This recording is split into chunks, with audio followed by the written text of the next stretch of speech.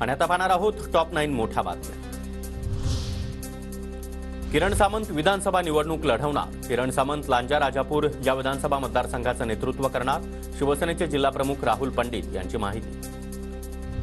कल्याणमध्ये शिंदे गटात गेलेल्या माजी नगरसेवकाची एका दिवसात घरवापसी। वैयक्तिक कामासाठी गेलो आणि मुख्यमंत्र्यांनी पक्षप्रवेश करून घेतला। ठाकरे गटाचे माजी नगरसेवक पुरुषोत्तम चव्हाण यांचा दावा। तर पुरुषोत्तम चव्हाण स्वतःहून त्या ठिकाणी आले होते। शिंदे गटाचे पदाधिकारी विवेक खामकर यांचा दावा। जीएसटीमुळे सर्वसामान्यांसह शेतकरी आणि व्यापारी देखील त्रस्त। मोदी सरकार शेतकऱ्यांना सुद्धा इन्कम टॅक्स लावू शकतात। जीएसटीवरून उद्धव ठाकरेंचा मोदींवर निशाणा।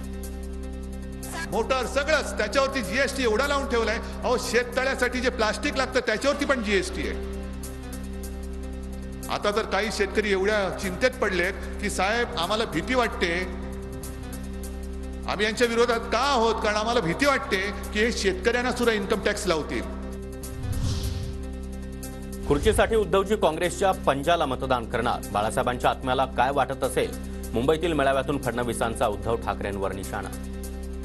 ताई, आता मी तुझा मतदार आहे। आता तुझ्या पंजाचं बटन दाबून मी काँग्रेसला मतदान करेन।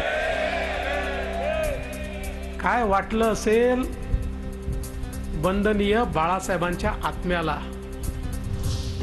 मंत्री धर्मराव बाबा अत्राम यांना बेस्ट पॉप्युलर लीडर अवॉर्ड। आदिवासी हितासाठी केलेल्या कामाबद्दल धर्मराव बाबा अत्राम यांचा सन्मान।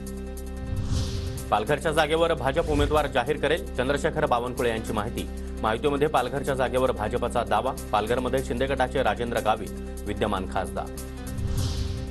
पुण्यामध्ये महाविकास आघाडीचे उमेदवार रवींद्र धंगेकर यांच्या प्रचारासाठी उद्या राहुल गांधी यांची जाहीर सभा। काँग्रेस नेत्यांकडून सभास्थळाची पाहणी। एसएसपीएम मैदानावर भव्य सभेचं आयोजन। अहमदनगरमध्ये महायुतीचे उमेदवार सुजय विखे पाटील यांच्या प्रचारासाठी पंतप्रधान मोदी यांची 6 मे रोजी सभा।